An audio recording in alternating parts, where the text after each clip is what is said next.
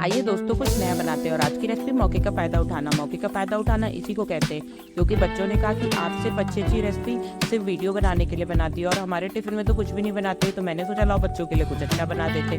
और जब बच्चों के लिए अच्छा बना ही रहे थे और बदनाम हो ही चुके थे, तो सोचा क्यों ना अगर कुछ अच्छा बना रहे तो वीडियो ही बना ली जाए। और जब वीडियो बनाई तो फिर वीडियो आप लोग के साथ शेयर भी करनी थी, इसलिए हमने आपके साथ वीडियो शेयर कर दी।